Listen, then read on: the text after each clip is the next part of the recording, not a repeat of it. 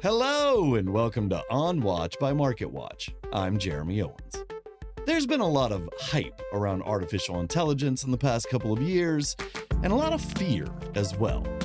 But is the hype warranted? And are we scared about the right things? That's what our guests are going to talk about today. First, we'll welcome the co-author of a new book called AI Snake Oil, which breaks down AI hype as well as its more sinister sibling, outright lies about AI's capabilities. Then, a prominent white hat hacker, a term for those who use their hacking skills for good, talks to us about how AI is actually being used right now to attack people and how to protect yourself. Plus, we'll take a quick look at the news stories we're watching right now and how they'll affect your wallet. First, let's talk about AI snake oil. In the new book, AI Snake Oil, What Artificial Intelligence Can Do, What It Can't, and How to Tell the Difference, two researchers from Princeton University say that the true effect of all the AI hype in recent years is that the term AI is largely meaningless now. Companies and researchers use it just to sell their products and ideas. But co-authors Arvind Narayanan and Sayash Kapoor have a solution for that issue, calling out the different kinds of AI by name and discussing their actual capabilities. In the book, which was released this week, they focus specifically on two kinds of AI that have driven the most hype: generative AI and predictive AI. So we welcome Arvind Narayanan on the show to explain how these technologies are being used and what we should know about them.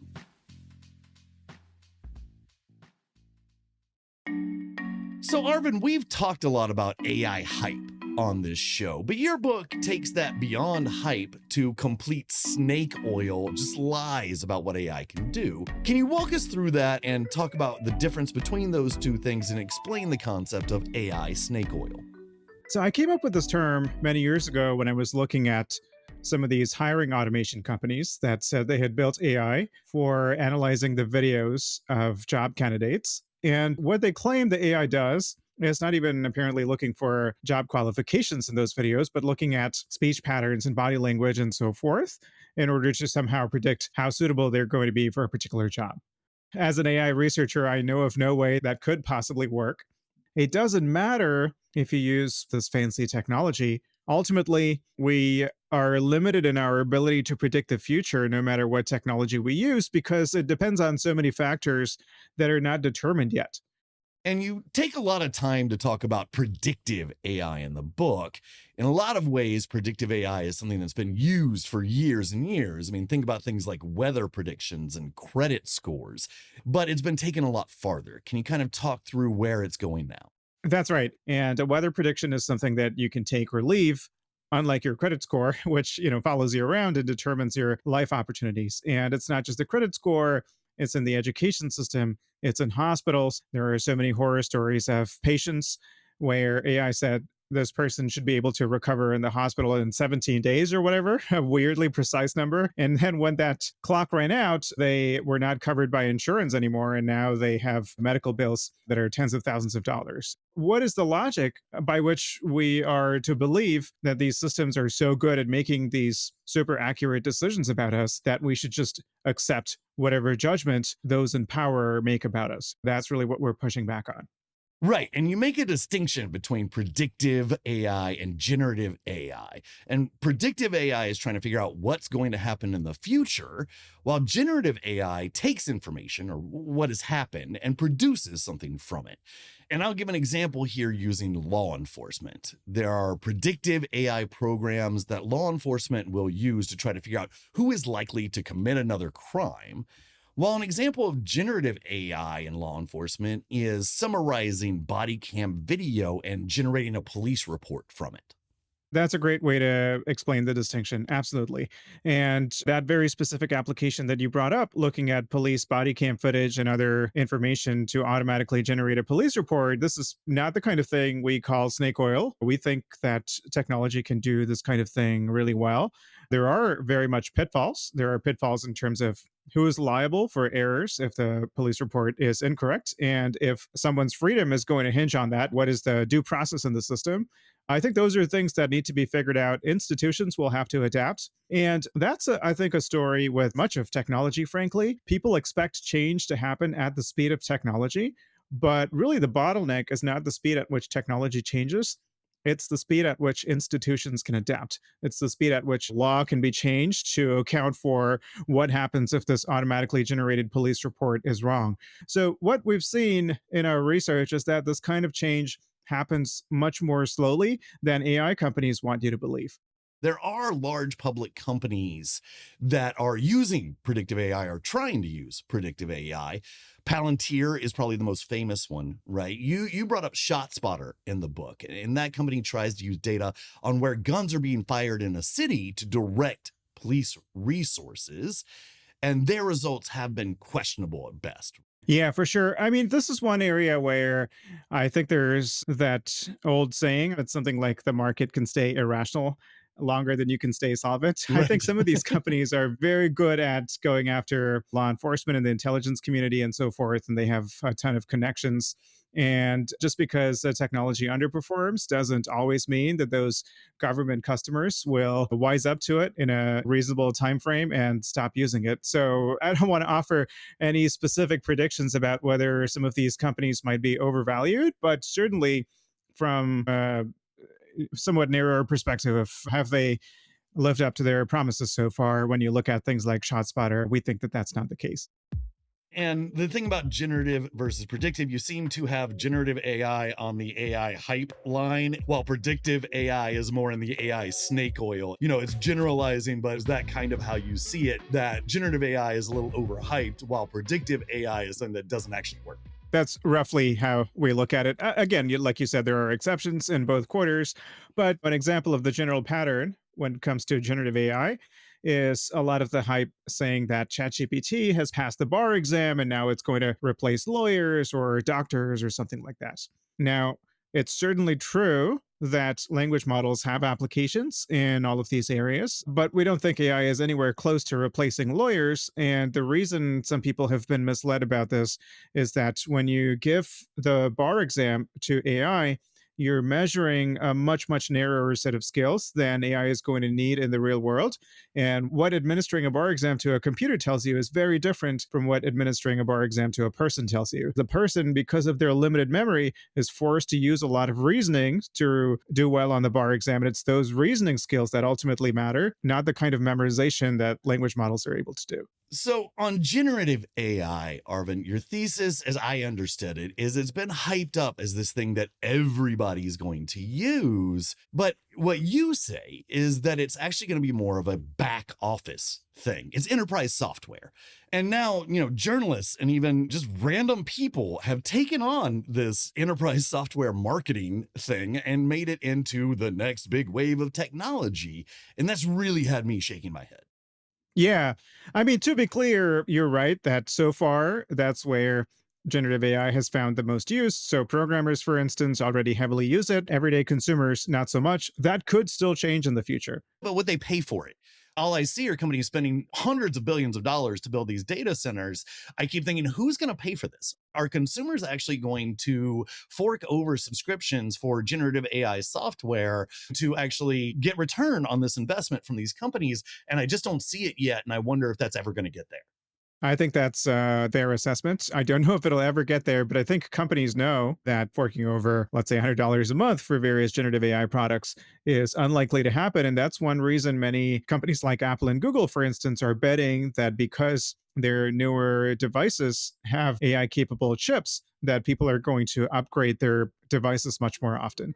Based on the current evidence, I'm skeptical of that as well. AI is very different from traditional software in one particular way, generative AI specifically, which is that it's non deterministic. You put the same thing in, it doesn't do the same thing twice. And this is part of the reason why it has so many so called hallucinations. And this makes it a challenge to build software using generative AI because consumers really expect their software to do the same thing. And what companies thought last year was that they could just train people to adapt to this new way of interacting with software. But now I think it's become pretty clear to them that no matter how powerful you make the AI, even though they're chasing this dream of building these super intelligent gods, when they need to actually turn that into products, they have to solve this very mundane problem of getting this god to behave in a predictable way. So reliability is a big challenge, and of course, safety, privacy, security. Those are some of the challenges that companies have realized they need to tackle before they can actually make money off of this thing. And one thing that you do put forward is that the fear of out of control AI, Skynet, Terminator, all this kind of stuff is kind of an irrational fear based on how the technology is progressing and how we are progressing. I mean, our intuitions are so powerfully primed by science fiction. That's true for me as well. And it really takes careful analysis to be able to put that aside and think about how the technology actually works and think about what kinds of dangers are realistic and which ones are not. And it's not that all fears are irrational. It's more that to the extent that risks exist, we already have pretty good ideas of how to go about dealing with that risk. So, one example of a fear that has been brought up over and over is that cyber attackers can use AI to try to hack critical infrastructure, like take over nuclear power plants or something like that. Well, here's the deal. If the worry is that automated methods are going to be better at finding vulnerabilities, we already lost that battle 10 or 20 years ago. And the funny thing is, the world hasn't ended. And in fact, the ability to use automated methods, including AI, to find these vulnerabilities has helped defenders over attackers because defenders can use those very same AI tools to find and fix bugs in their software or systems before they put it out there.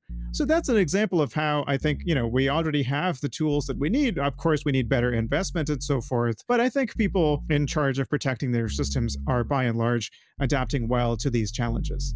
Well, Arvin, we can think about all of this as we run into AI in the real world. Thank you so much for joining us and walking through it. Thank you. This was really fun. We're going to take a quick break. Coming up, what you really should be worried about with AI and how to protect yourself. Stay with us.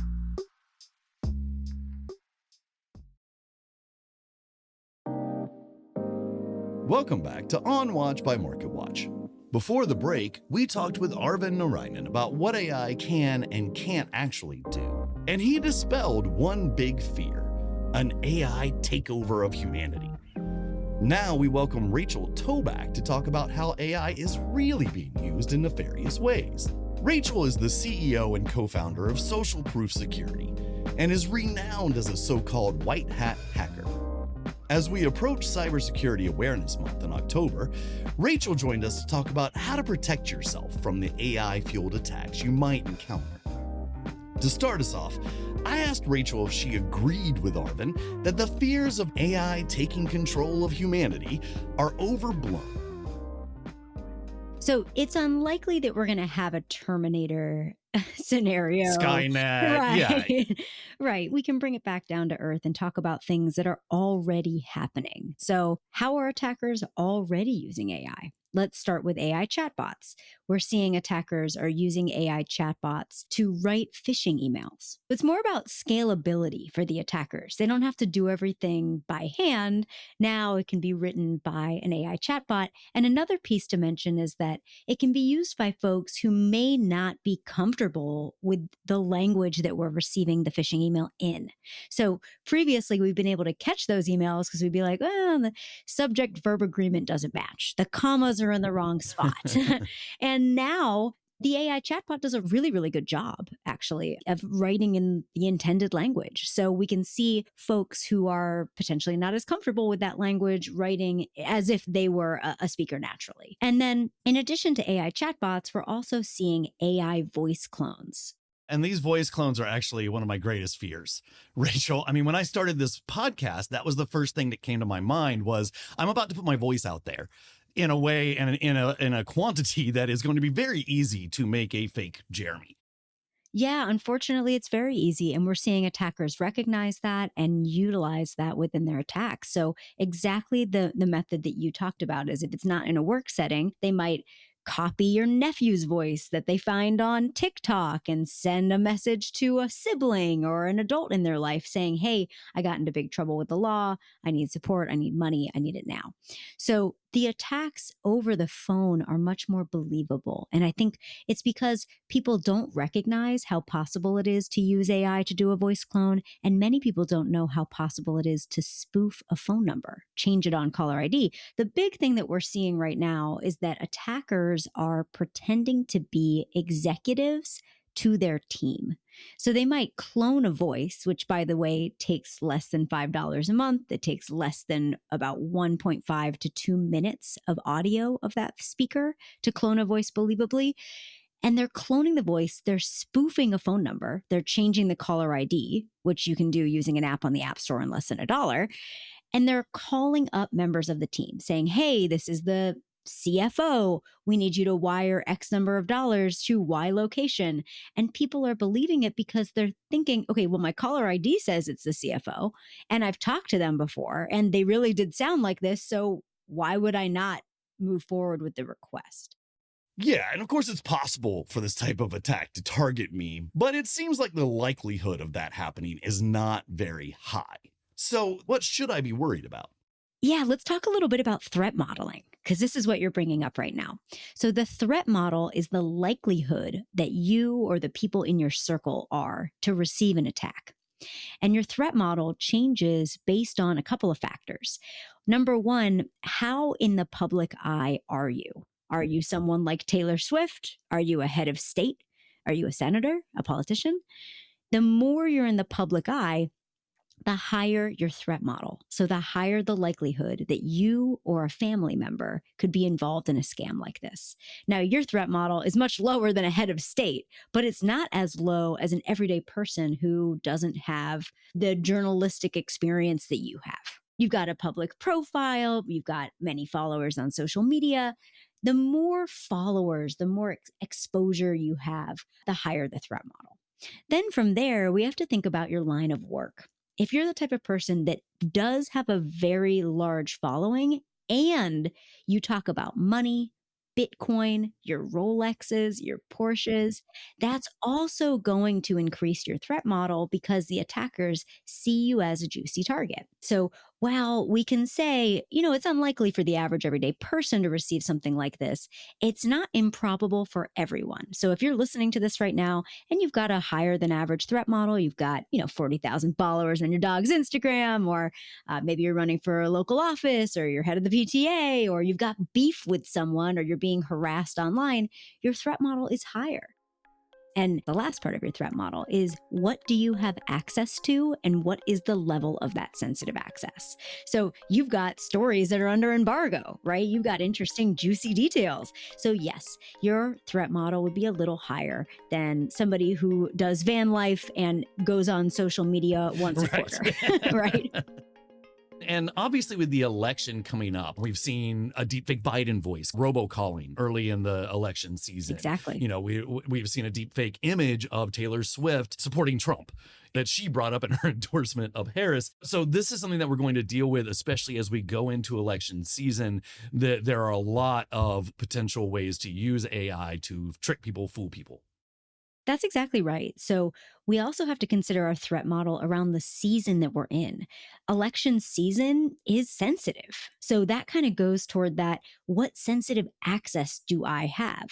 And we all have a little bit more sensitive access during the ability to vote, when you can go and cast that ballot. So we can see that an attacker would be interested in influencing the election by contacting everyday people and maybe doing a robocall that sounds like Kamala Harris's voice or Donald Trump's voice or a staffer or something like that, and saying, hey, election day has changed, or because of riot conditions, we've changed your polling location. You can imagine that a bad actor or anybody who's just trying to mess around, who doesn't realize how serious this is, massive felonies, right, could potentially try and trick you with a voice clone in a phone call or voicemail. So yeah, the threat model definitely is elevated during the election season for all of us.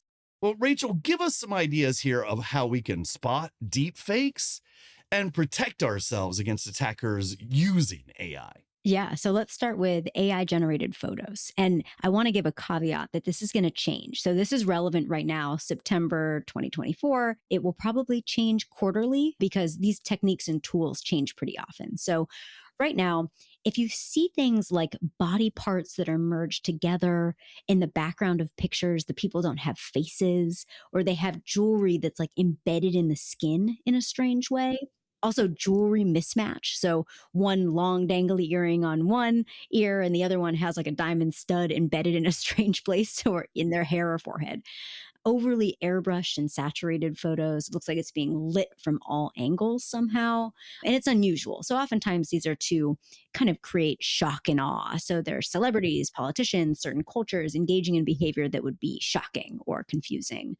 And then the latest one that's so common on Facebook is pity. So it's an airbrushed looking photo. It's a child or a soldier who's missing limbs, asking for support, money. They use the word wishes a lot, or likes and follows. It's got strange spelling. Again, as AI advances, the spelling will get better. But right now, September 2024, spelling can still be a little awkward on a lot of these posts. Yeah, you'll even notice, things that you would recognize a Starbucks cup, except Starbucks is misspelled. That's exactly right. And there's also AI deepfake videos. So there's some interesting ways to catch the deepfake videos themselves. And it really has to do with like tongue, mouth, teeth, and eyes. So if you've got like a glitchy mouth where sometimes you see like a full mouth of teeth, sometimes when the mouth is closed, that's a really good giveaway that it is a deepfake because it has a hard time knowing when to show the teeth and tongue and when not to. There's also issues with lip sync. So the things that are being said don't match the mouth movements, kind of like out of dub sync. And then there's weird blinking motion. So a lot of times it looks like the person's blinking in reverse or in slow motion. And they breathe erratically. They don't take a breath for a minute and then they take 5 breaths back to back. So some strange non-human-like behavior in the video deepfakes. Finally, I want to go through the AI kind of voice clones, phone calls, robocalls to keep an eye out for. So if it's from a politician, if they say they're Kamala Harris, Donald Trump, et cetera, that is most likely a voice clone deepfake. That person's not going to give you a call, right? AI voice clones are often very verbose. So they use the word delve a lot and they speak much longer than normal humans do. They also have long pauses. So here's an example. You just talk to me real quick and I'm going to talk as if I'm AI. Try it real quick. All right, Rachel, tell me what you think about the upcoming election and what's going to happen. So I think that it's like that. You'll almost hear like a where it's like trying to prove to you that it's thinking, but in doing so, it sounds fake. And these are things you can talk to your family about ahead of time. And listeners, you can take these tips and have these conversations with the people in your life and prepare yourself for this type of threat. We really appreciate you for coming on and talking us through this, Rachel. Rachel Toback is CEO of Social Proof Security. Thank you so much for coming on the program. Yeah, thanks so much for having me on.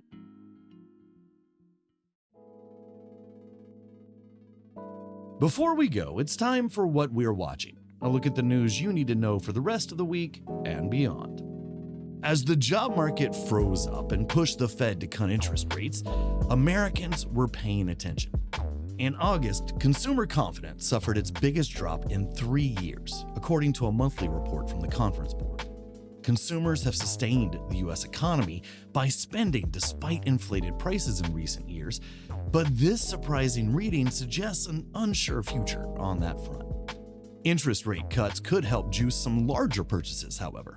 The report said that plans to purchase homes and cars improved slightly from previous months. Speaking of home sales, housing prices hit record highs for a 14th consecutive month. The S&P Case-Shiller monthly report that tracks purchases in the 20 largest U.S. metro areas found that yearly increases in July were highest in New York at 8.8%, with Las Vegas, Los Angeles, and San Diego next on that list.